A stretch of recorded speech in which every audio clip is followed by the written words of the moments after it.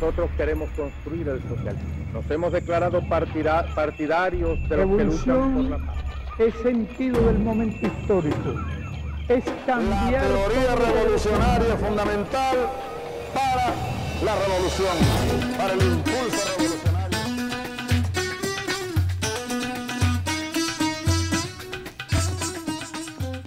Saludos camaradas, usuarios y usuarias, y bienvenidos a este su programa Escuela de Cuadros. En esta oportunidad vamos a estar tocando un texto del camarada Carlos Marx, se llama Introducción a la crítica de la economía política, particularmente la sección 2, que tiene como antetítulo la relación general de la producción con la distribución, el cambio y el consumo. Para eso, el día de hoy estará la compañera Cira Pascual, la compañera Valeria Fariña, el compañero Chris Gilbert, mi persona es Carlos Rodríguez y el profesor Rubén Sardoya, que estará haciendo las veces del facilitador y el que nos va a estar guiando en lo que es el texto. Adelante, profesor, y bienvenido. Sí, muchas gracias, Carlos. Un saludo a los compañeros de Escuela de Cuadros y a los amables televidentes.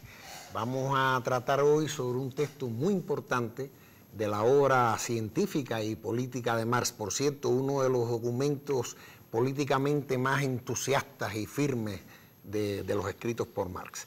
Se trata de un fragmento de una de las obras inéditas más importantes de Marx, conocida como Fundamentos de la crítica de la economía política o Elementos fundamentales de la crítica de la economía política. Un fragmento en cierto sentido privilegiado, que fue publicado en 1903 por Kautsky, independientemente en una revista del Partido Socialdemócrata Alemán denominada El Nuevo Tiempo, y luego en 1907 por primera vez como apéndice de la conocida obra de Marx, que Marx publicó en vida en el 59, Contribución a la crítica de la economía política. Cuando años después los fundamentos de la crítica de la economía política, los manuscritos completos fueron publicados, este mismo fragmento que aparece como uno de los apéndices de la contribución a la crítica de la economía política, aparece como introducción de los Grundrisse de los fundamentos de la crítica de la economía política. Creo que es importante para que el televidente pueda ubicarse y no le asombre esta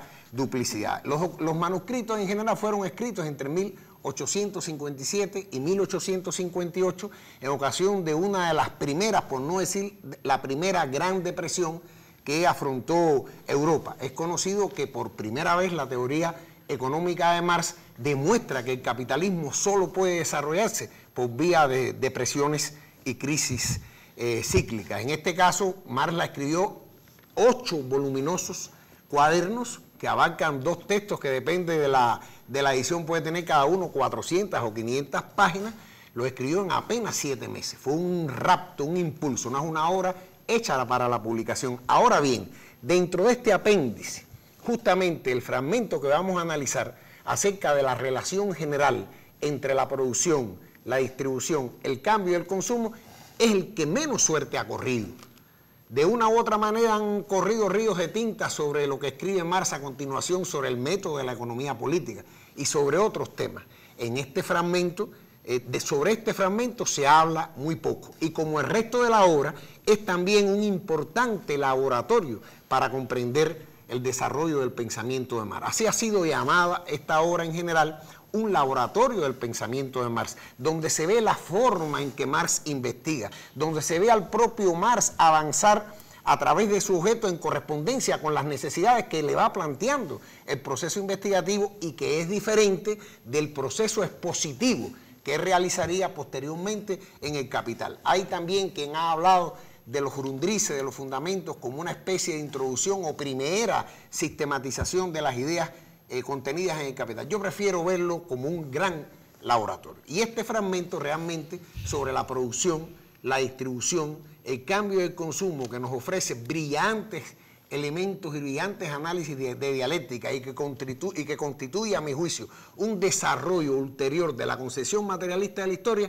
no ha sido por lo común tratado. Muchos de sus contenidos fundamentales son ampliamente desconocidos por los marxistas, incluso por estudiosos de la obra de Marx. Por eso es que me felicito por la oportunidad de compartir con ustedes algunas ideas generales y más bien invitarlo a la lectura, porque alerto es un texto muy difícil de su comprensión y requiere aplicación, requiere consagración y requiere detenimiento. Profesor, precisamente porque es un texto difícil, quizás sería bueno que nos dé algunas orientaciones en cuanto al abordaje. Es un texto donde la dialéctica tiene un peso importante, ¿no? Y la presencia de Hegel es bastante latente, del hegelianismo, mejor dicho. Entonces, si nos puede orientar un poquito en cuanto a la dialéctica para poder abordar el texto. Sí, muchos estudiosos, muchos estudiosos han considerado incluso los Grundrisse como un texto privilegiado para estudiar la relación de continuidad y la deuda teórica entre Marx y Hegel. Y este es un fragmento en que ello resulta particularmente evidente. De todas maneras, es importante decir que esta es la dialéctica de Marx. Una dialéctica que no habla del pensamiento en general y no habla de cómo debe ser el pensamiento cuando es científico, es decir, cuando reproduce su objeto en general, sino que es una dialéctica inmanente al desarrollo de su objeto. En este caso, los momentos universales del proceso de producción social. Producción, distribución, cambio y consumo.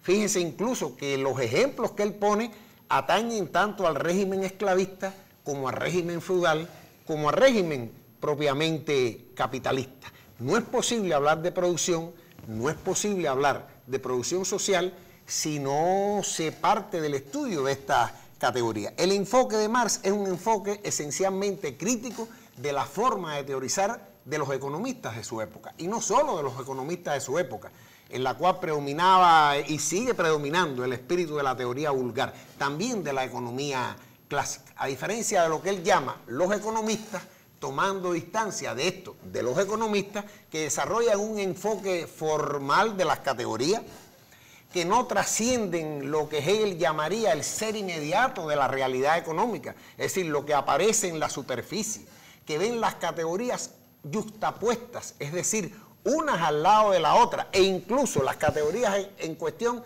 las analizan de forma lineal, ven la producción como el punto de partida, a la cual sigue la distribución, a la cual sigue el cambio, y por último el remate es el consumo de los productos producidos. Marx y realizan ante todo un enfoque antihistórico, son incapaces de reproducir en lo más mínimo el proceso de formación de esas relaciones sociales que están estudiando, en particular de las formas históricas concretas de estas categorías. Marx aquí realiza un enfoque eminentemente dialéctico, se propone de manera inmediata superar la inmediación, y esto lo hace a través de las categorías clásicas del pensamiento dialéctico de la esencia y la apariencia, es decir, tras la apariencia, que por supuesto es la apariencia de la esencia, él trata de desentrañar los momentos esenciales, lo hace en la forma de un historicismo radical, y llega a decir que incluso la esencia del problema es tratar de comprender en cada época histórica cómo las categorías de producción, distribución, cambio y consumo están determinadas por esas condiciones históricas, derivan de ellas y son productoras de esas condiciones históricas. A diferencia de ese enfoque lineal, Marx realiza un enfoque de lo que se conoce desde la época de la filosofía clásica alemana, en particular con Schelling y con Hegel, de la totalidad orgánica. Y no ve una linealidad por la cual el primer momento es causa del segundo, el segundo causa del tercero, el tercero causa del cuarto, sino habla de lo que él llama una causalidad orgánica o una acción recíproca entre todos esos elementos. Si ustedes aprecian, porque esto es una invitación a la lectura de un texto importantísimo que puede estremecer el pensamiento en muchos sentidos. Además de las categorías de apariencia y esencia, ahí él despliega de manera implícita todo un aparato de categorías universales, el pensamiento lógico que desde Aristóteles a Hegel ha venido acumulando el pensamiento social. Habla de la diferencia entre la potencia y el acto, entre la posibilidad y la realidad, entre lo interno y lo externo, habla la relación entre lo abstracto y lo concreto, entre la forma y la materia, la premisa y el contenido, la relación entre el momento y la totalidad, habla de la identidad en la diferencia, de la mediación de los contrarios, etcétera, etcétera. Es decir, es ante todo un enfoque dialéctico que ve su objeto en movimiento, que ve su objeto en su organicidad, cuyo objetivo no es formalizar, tipologizar, clasificar y disponer sobre la mesa de los compiladores una información acabada para que el aprendiz pueda asimilar, sino trata de mostrar la vida, la organicidad, el tránsito, el movimiento, las mediaciones múltiples entre las categorías que está analizando, en particular la producción, la distribución, el cambio y el consumo. Georg Wilhelm Friedrich Hegel fue un filósofo prusiano con gran, aunque muy debatida influencia sobre Marx. La influencia de Hegel en Marx es múltiple.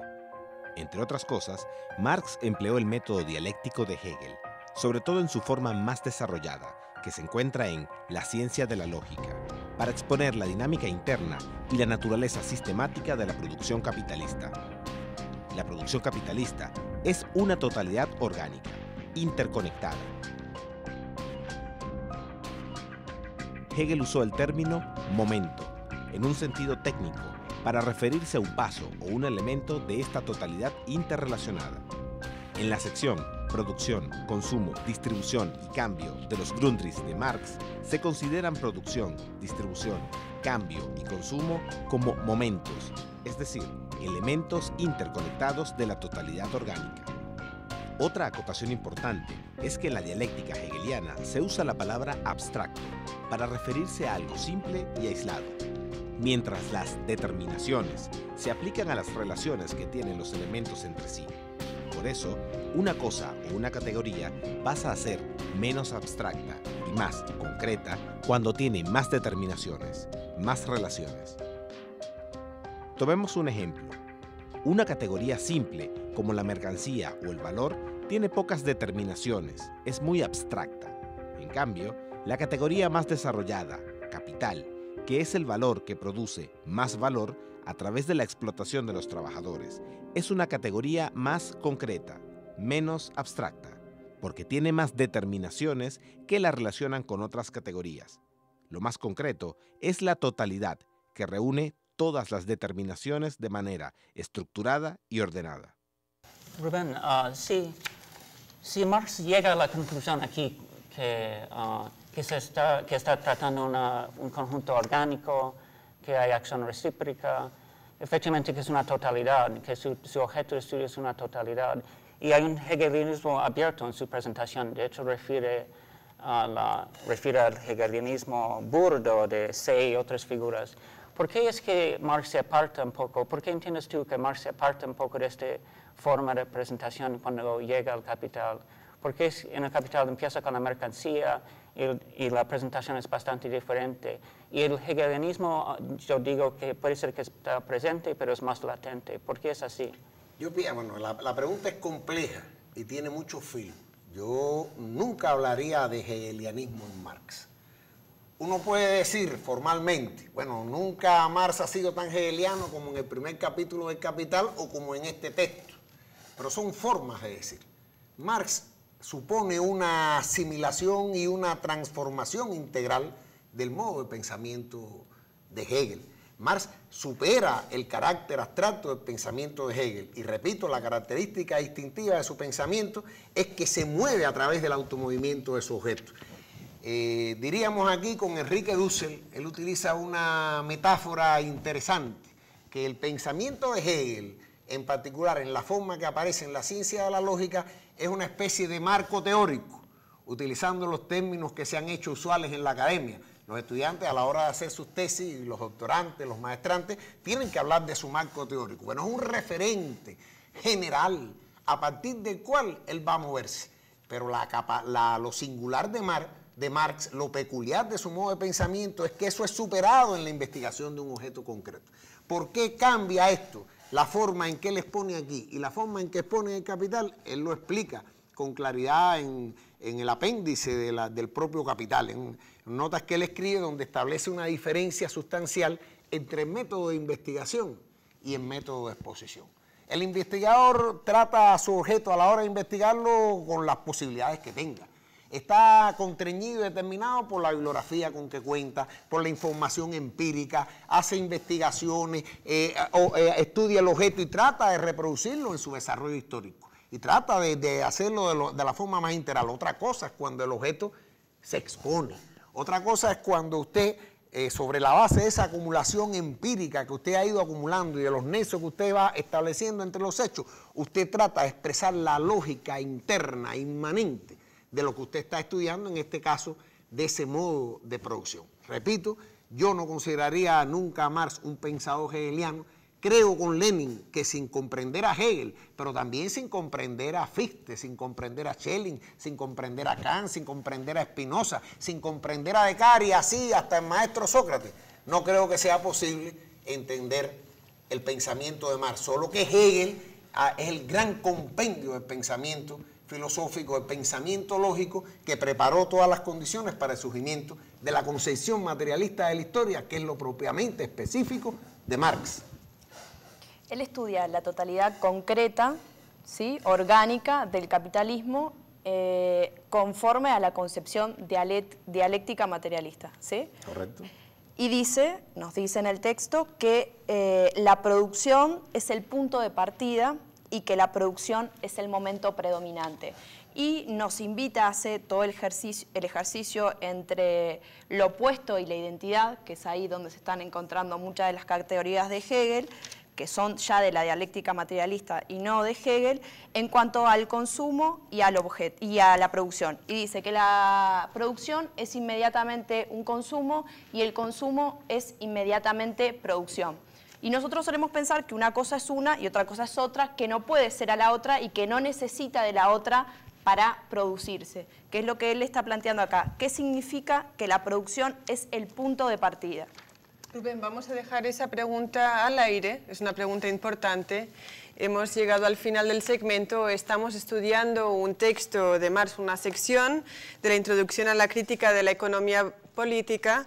Básicamente, en grandes rasgos, lo que estamos estudiando es la producción, distribución, cambio y consumo. Cuando volvamos, retomamos la pregunta y continuamos con la discusión. Ya volvemos con más de Escuela de Cuadros. Para el impulso revolucionario.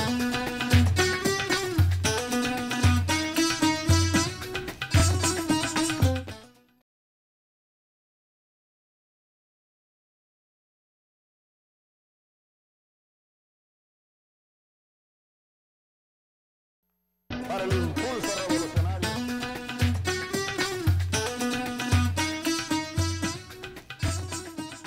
Seguimos con Escuela de Cuadros, con Introducción a la Crítica de la Economía Política.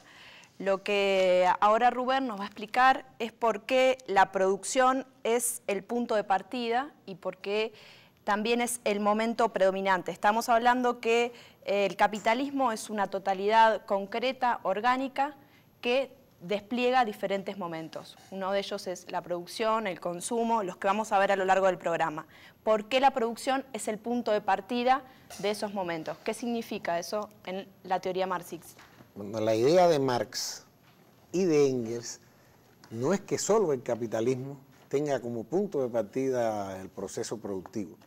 Ya desde el primer capítulo de la ideología alemana que tuvimos el privilegio de discutir con ustedes hace algún tiempo, insistíamos en la idea de que según Marx y Engels la producción era el primer acto histórico y el primer acto lógico, añadíamos nosotros. Es célebre aquella idea de que puedes diferenciar a los hombres, a los seres humanos de los animales por lo que quieras, por la religión, hasta si quieres porque se viste con ropa. En tanto que los seres humanos ellos mismos comienzan a diferenciarse de los animales en la medida de que dejan de ser consumidores pasivos de sus condiciones de vida y comienzan a ser los productores de esas condiciones de vida.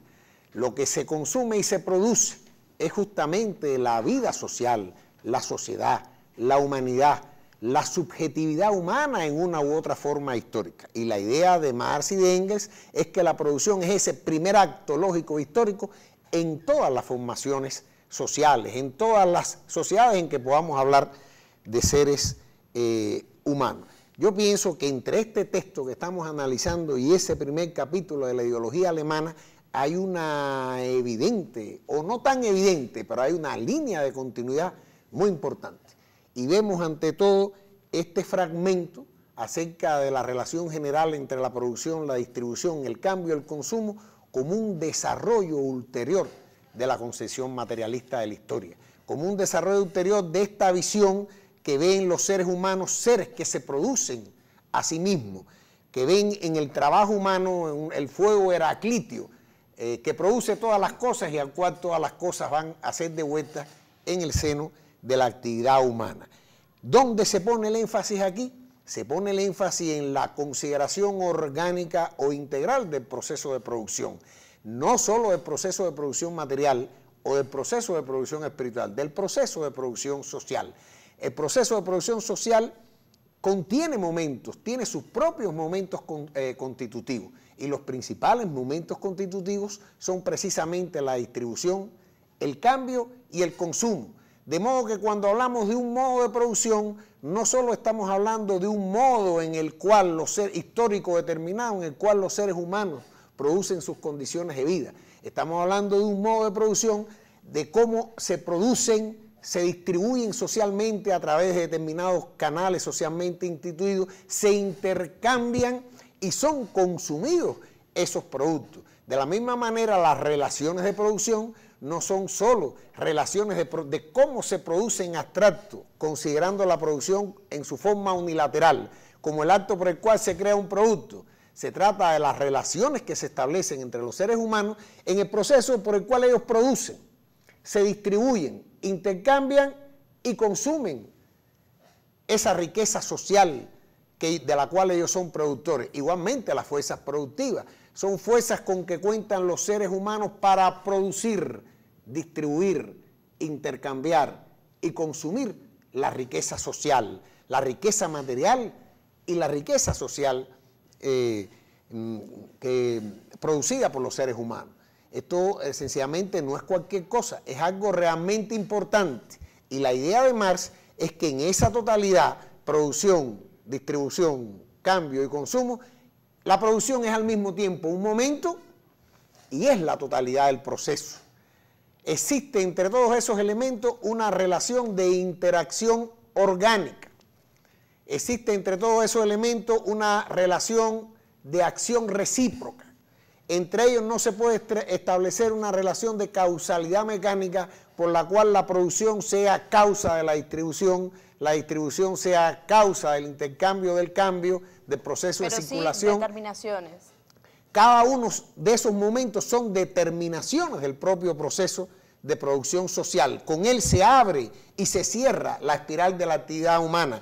Este es el momento, este es el elemento, este es el proceso en el cual todo vuelve a comenzar. Esto es lo que en un lenguaje lógico riguroso llamaríamos el principio formador del sistema. El principio formador del sistema es justamente la producción, pero ella supone los restantes momentos como momentos suyos, como momentos de su propia naturaleza, sin los cuales no puede existir, a los cuales determina, a los cuales produce, pero a su vez es determinada, generada y producida por esos momentos.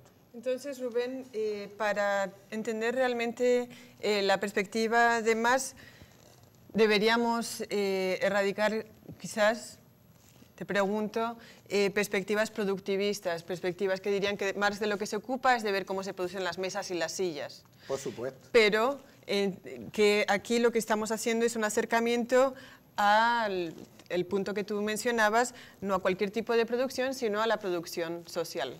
A la producción de la propia sociedad. Esa visión de la producción de Tareco, esa visión es la visión más superficial que hay y que el propio Marx ataca en este texto, criticando a los economistas que al hablar de producción solo ven el acto por el cual se pone un producto a disposición del consumidor. Y ven por un lado el productor y por otro lado el consumidor y no logran captar la relación de interconexión e interdependencia dialéctica entre ambos momentos. Marx no habla de producción, habla también, pero de la producción que se está hablando no es de la producción de esos tarecos, se habla también de producción de ideas, se habla de producción de valores, se habla de producción de obras de arte, se habla de producción de obras científicas, se habla de producción de ideas políticas, mitológicas, filosóficas o religiosas, se habla de la producción de instituciones sociales, se habla de la producción, de la forma en que los seres humanos organizan y producen su vida. En última instancia, insisto, en última instancia, lo que se produce, se distribuye, se cambia y se consume es la subjetividad humana, las capacidades activas de los seres humanos, las capacidades de los seres humanos para la acción, sus habilidades, sus capacidades de organizar la vida, transformar la naturaleza y por esta vía organizarse a sí mismo y transformarse a sí mismo. Esas acusaciones de productivismo generalmente se hacen sin entender con claridad qué es lo que entiende Marx por producción social. Marx no solo habla de un modo de producción, Marx habla de un modo de distribución, Marx habla de una forma determinada, de un modo en que los seres humanos organizan el intercambio de los productos y habla de los productos de la producción material y espiritual y de un modo de consumo. Ahí él dice claramente que el hambre es hambre, pero no es lo mismo consumir la carne con las uñas y con las manos que consumirla con cuchillo y tenedor, porque la producción también le da su finish, dice ahí él con una palabra inglesa, le da su acabado, su forma. La producción determina también los modos de consumo, los modos de distribución, y Marx habla de relaciones de producción y habla de relaciones de distribución. Son las relaciones en las cuales entran los seres humanos cuando se distribuye la riqueza material y espiritual, y relaciones entre los seres humanos con referencia al consumo. Entonces, vamos en realidad a entrar en ese punto, si te parece, en el primer punto, que es consumo y producción. Entendamos la relación entre consumo y producción. Por favor, si nos puedes orientar. Recuerden que el punto de vista de Marx es crítico. El que la palabra crítica aparezca encabezando esta obra y todas las obras fundamentales de Marx de manera explícita la mayoría de las veces e implícita en otras no es casual. Marx en esta obra expone el sistema de la economía burguesa y lo critica. Critica sus interpretaciones y lo critica a él como tal. Todo resultado positivo de su teoría es un resultado negativo de la crítica de ese orden. En este sentido, él es un contrapunteo permanente y eso debe tenerlo presente el lector de este texto, so pena de que se le dificulte mucho la lectura. Es un contrapunteo permanente con el punto de vista de lo que él llama los economistas. Los economistas ven por una parte producción y por otra parte ven consumo. Llegan a hablar incluso de un consumo productivo. Por ejemplo, ellos se dan cuenta de que para producir algo hay que consumir la materia prima, hay que consumir los medios de producción e incluso los más avesados de ellos llegan a reconocer que se consumen las capacidades de los seres humanos, se consumen las habilidades de los seres humanos. Quien aprecia la obra de un ebanista, por decirlo de alguna manera, se da cuenta lo que significa producir una pieza con ese nivel de virtuosismo y no solo el consumo de la madera, el consumo de los instrumentos o herramientas con que se trabaja, sino de las habilidades de los seres humanos. También algunos llegan a hablar no solo de consumo productivo, sino de producción consumidora. Con todo, la distinguen de lo que ellos llamarían consumo en sentido estricto y producción en sentido estricto, donde la producción es generar el objeto y el consumo es aniquilarlo.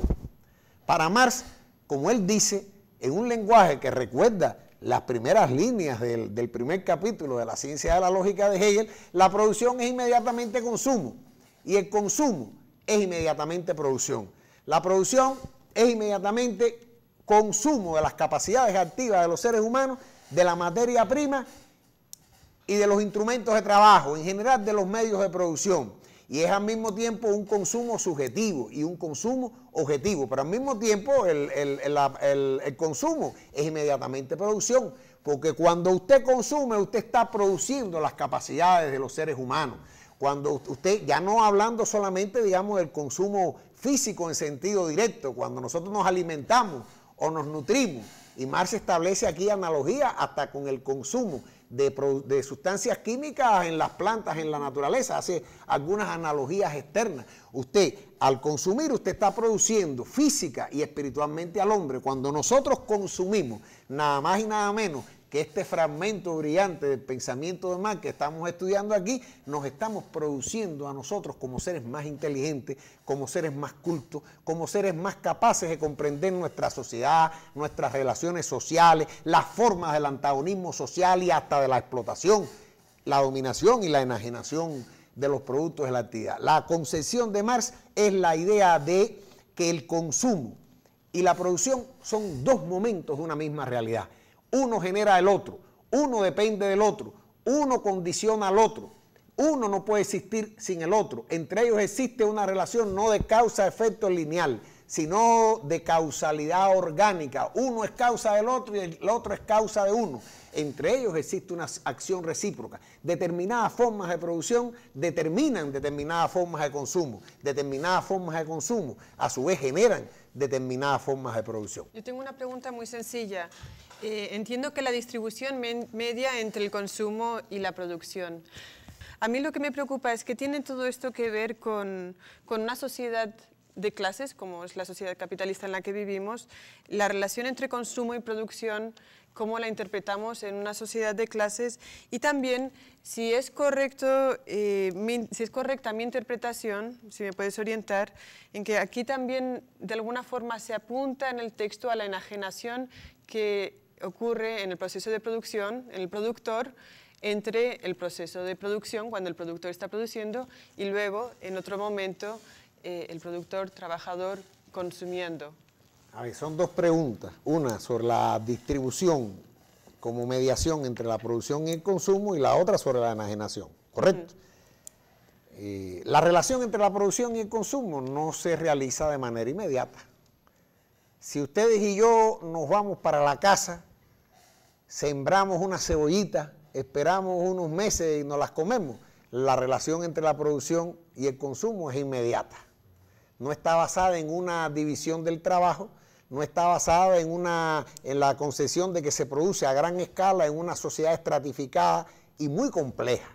En una sociedad con una división social del trabajo, que esta es una categoría clave para comprender este texto y que también se analiza en el primer capítulo de la ideología alemana, siempre hay una mediación social entre la distribución y el consumo. Existen formas socialmente establecidas, necesariamente dimanantes de la sociedad y, como apunta Marx, refrendadas por las leyes, en las cuales tiene lugar la distribución. La distribución puede tener lugar de las más diversas formas. En una sociedad capitalista tiene lugar ante todo a partir de la capacidad adquisitiva de los distintos productores. Y Marx otra vez aquí critica a los economistas que ven la distribución ante todo como distribución nada más de productos. Vamos a ver cómo, y apunto a tu idea de las clases sociales, vamos a ver cómo se distribuyen los productos en la sociedad. En una sociedad capitalista, de acuerdo a tu capacidad adquisitiva que te viene por el salario, o que te viene por lo que te robaste, o que te viene por lo que explotaste. En la Cuba en la cual yo nací, en la cual durante los años 60, 70 y 80 teníamos una tarjeta de distribución de los productos, la distribución socialmente establecida, refrendada por el Estado revolucionario, era igualitaria. Era igualitaria y a todos nos correspondía en principio la misma cantidad de productos. Otra cosa es que después sugiere el cambio y si yo no fumaba te lo cambiara a ti por la leche que te tocaba. Pero eso es otra relación. La idea de Marx es que la distribución antes, es textual, antes de ser distribución de productos, es distribución de instrumentos de producción.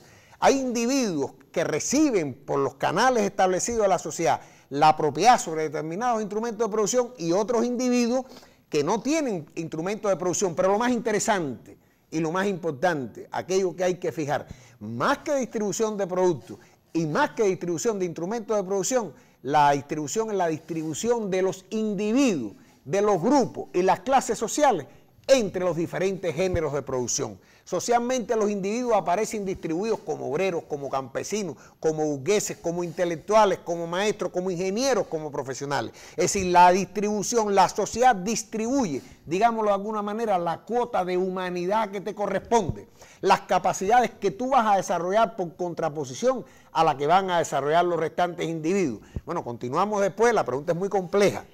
Rubén, el modo de producción, entonces, lo que está determinando es precisamente la distribución, ¿verdad? El modo de producción determina un modo de distribución, pero a su vez es determinado por la distribución. Bien, bueno, vamos a ir ahora a una pausa y enseguida volvemos con Escuela de Cuadros. El impulso revolucionario.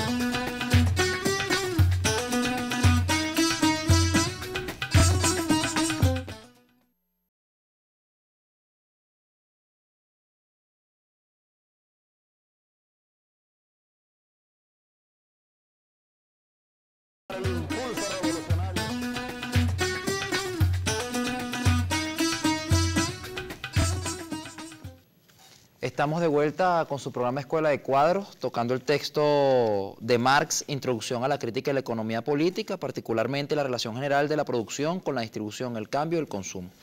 Ahora bien, profesor, sería importante tal vez comentar un poco, ¿no?, que la socialdemocracia siempre pone el centro del análisis el tema de la distribución. Sería bueno tal vez delimitar ambas posturas, la postura de la socialdemocracia, la postura de nosotros los revolucionarios, los comunistas, frente a este tema.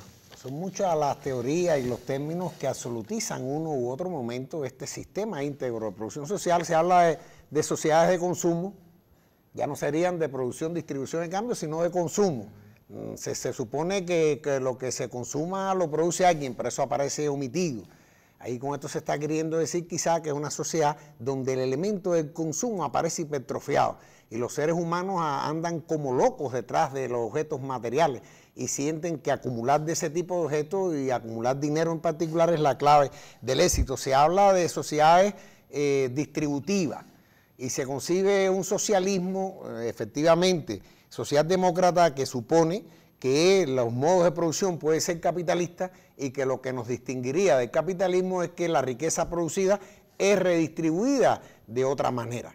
Nosotros no vemos el socialismo como un modo de redistribución solamente, aunque es también un modo de distribución y redistribución, es ante todo un modo de producción. Y lo que hablábamos al inicio con respecto a la producción, la distribución, el cambio y consumo en general, concierne igualmente a la sociedad capitalista. Es ante todo un modo de producción que incluye como sus propios momentos la distribución, el cambio y el consumo. Es verdad que cada modo de producción está determinado por su forma de distribución y en cierto sentido las formas de distribución son premisas que la producción incorpora a su funcionamiento. Lo mismo puede decirse de las formas de cambio, de la esfera del mercado, de la esfera del intercambio de los productos y los valores producidos y de las formas de consumo. Pero en general no puedo compartir ese punto de vista.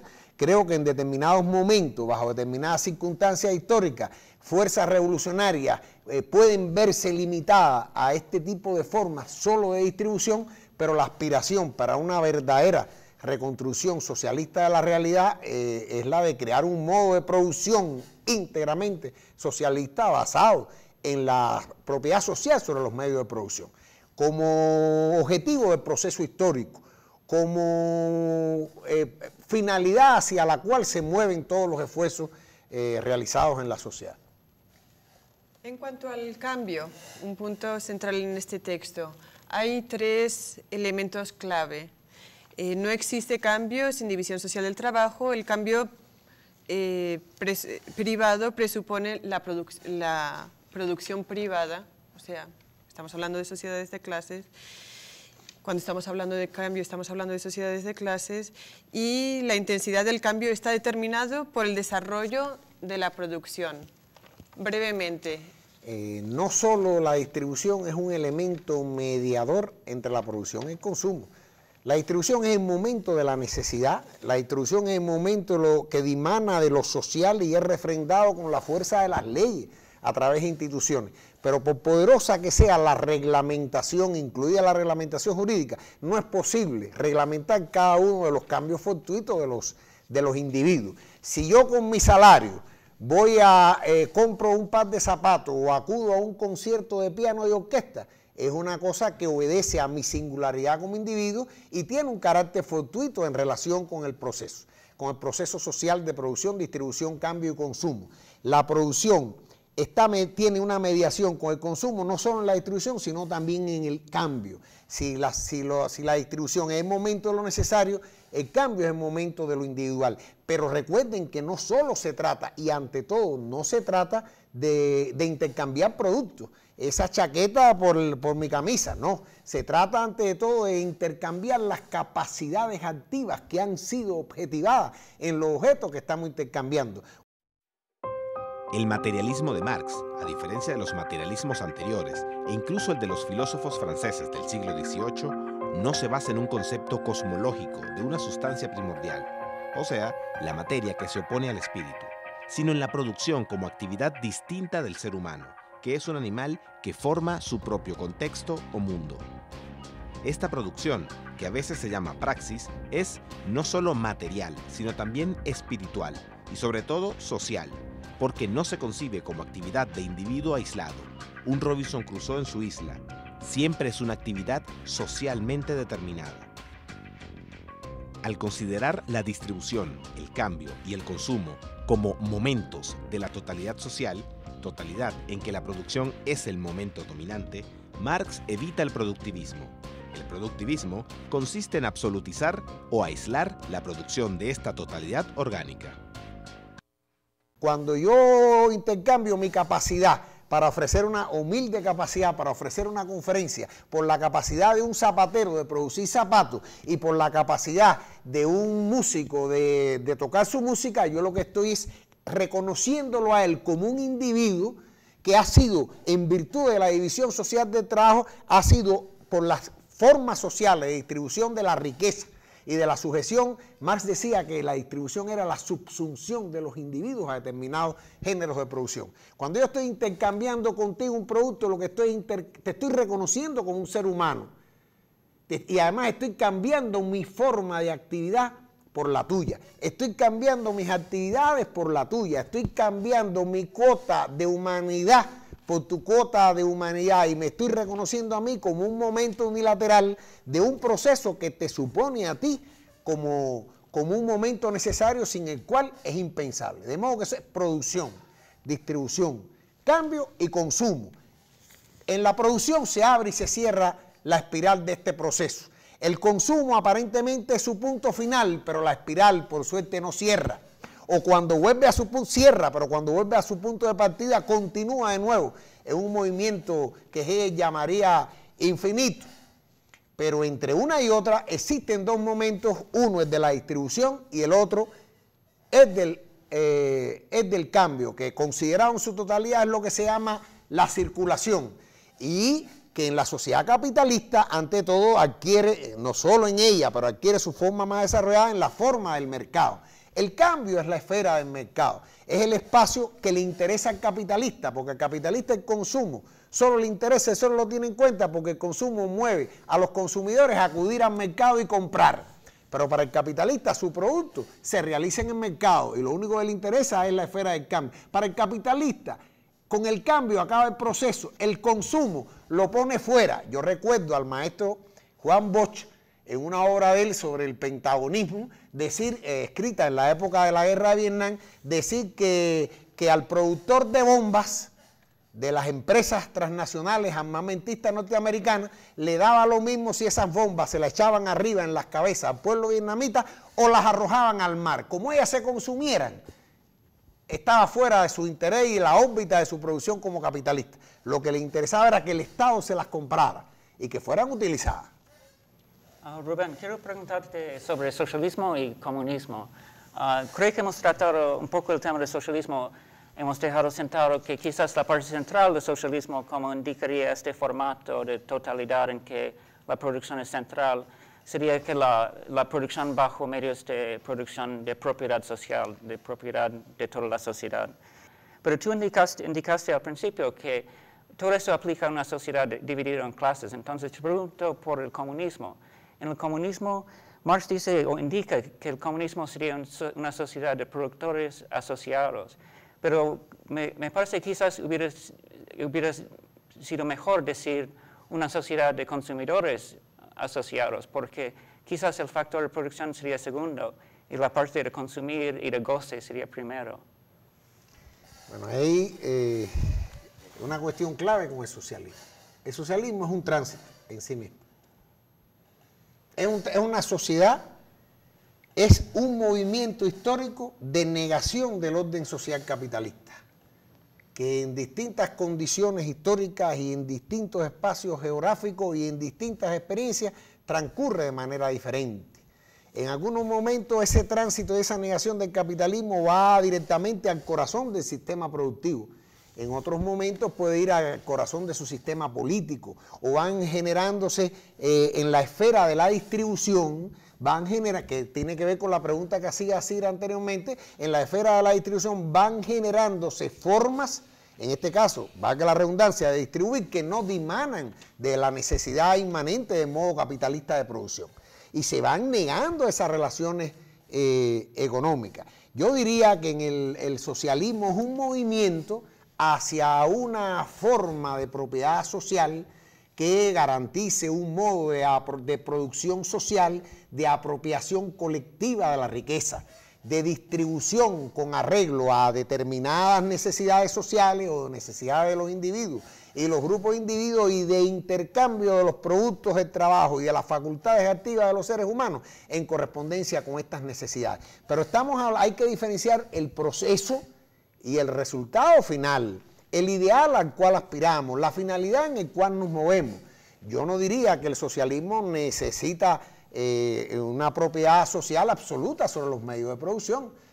Nace, como decía Marx, con todas las manchas del capitalismo. No es un acto de gracia que se hace con una varita mágica por la cual se derrumba un régimen y aparece otro.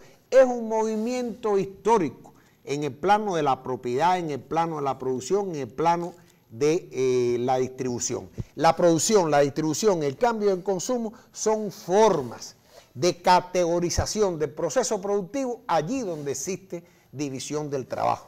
En la sociedad que aspiramos, y no me gusta para nada especular de cómo va a ser esa sociedad del futuro a la que aspiramos, y ojalá sea, lucharemos porque sea, ella será lo que nosotros los seres humanos hagamos de ello, pero en la sociedad en la que aspiramos, la división del trabajo no desaparece. Lo que desaparece es la división esclavizante del trabajo, por la cual los individuos solo están amarrados a determinados géneros de producción con exclusión del resto de los determinados géneros de producción. Pero persiste la división social del trabajo, persiste una especialización, no una especialización que convierte al individuo en un cretino profesional, que solo puede moverse en ese ámbito y es ignorante e incapaz con respecto a los demás. No existe ese género de especialización que tiende al cretinismo profesional y esclaviza a los seres humanos. Pero existen seres humanos, nosotros aspiramos a crear seres humanos multifacéticamente desarrollados, íntegramente desarrollados con determinadas especializaciones. En esas circunstancias va también a subsistir el intercambio de los productos del trabajo material y espiritual, el intercambio de las capacidades activas de los seres humanos, porque es difícil imaginarse una sociedad en que todos hayan desarrollado las mismas capacidades activas. Al contrario, las capacidades de la sociedad, las capacidades de producir, de distribuir, de intercambiar la riqueza humana y transformar por esta vía la naturaleza, están en la sociedad considerada como un todo. El talento y el genio son colectivos, las capacidades humanas son colectivas y los individuos asumimos formas singulares de esa universalización. En este sentido, yo sigo pensando que el elemento de la producción seguirá siendo el elemento rector. Yo no imagino una sociedad en que el elemento rector sea consumir, y no imagino que la naturaleza lo aguante, lo resista. No lo creo. Yo creo que nosotros seguiremos produciendo, no tarecos y no objetos, a nosotros mismos. Seguiremos siendo los productores de nuestra propia relación. Una producción que supone el consumo como su momento necesario, como su momento inseparable. Lejos de las atrofias que en la sociedad de clase esta relación entre la producción y el consumo reviste. Rubén, hablamos que la producción es consumo, distribución y cambio. Hablamos de una totalidad orgánica y hablamos de una totalidad concreta, específicamente capitalista. Lo que Marx hace es hacer una crítica, como vos bien dijiste, a la economía política, a partir de un método y a partir de la dialéctica materialista, que es lo que estuvimos hablando al inicio del programa. Y en el capítulo que le sigue, que es en el 3, que es el método de la economía política, plantea cuál es el método científico correcto. Método científico correcto. Y dice, lo concreto es concreto porque es la síntesis de múltiples determinaciones. Por lo tanto, unidad de lo diverso. Aparece en el pensamiento como proceso de síntesis, como punto de partida, como resultado, no como punto de partida, aunque sea el efectivo punto de partida y en consecuencia el punto de partida también de la intuición y la representación. Bueno, es precisamente a lo que aspiramos. Ese es el método, una expresión de lo que se conoce como principio de ascenso de lo abstracto a lo concreto. Un principio raigal del pensamiento dialéctico del cual Marx hace gala en este texto y que apunta hacia el objetivo de su investigación, que es reproducir la totalidad concreta de las relaciones sociales. Él se está moviendo aquí en un plano general, todavía abstracto.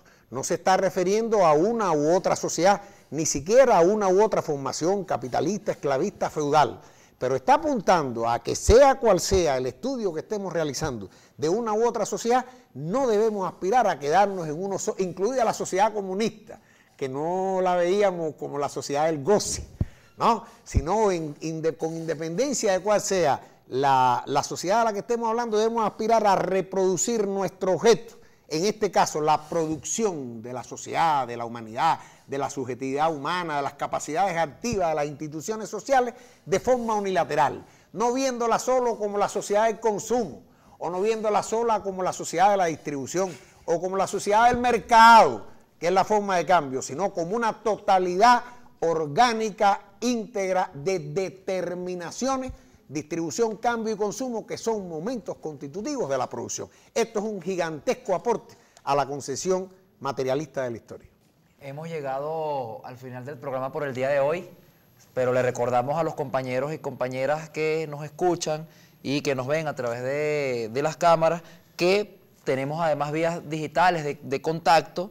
Uno es el canal en YouTube, Escuela Cuadro. Por otro lado tenemos el blogspot, escuelacuadro.blogspot.com. Si quieren hacer contacto con nosotros, pueden hacerlo a través del correo electrónico escuelacuadros@gmail.com y por Twitter, @escuela_cuadro. Hasta la victoria siempre, venceremos. Revolucionario fundamental para la revolución, para el impulso.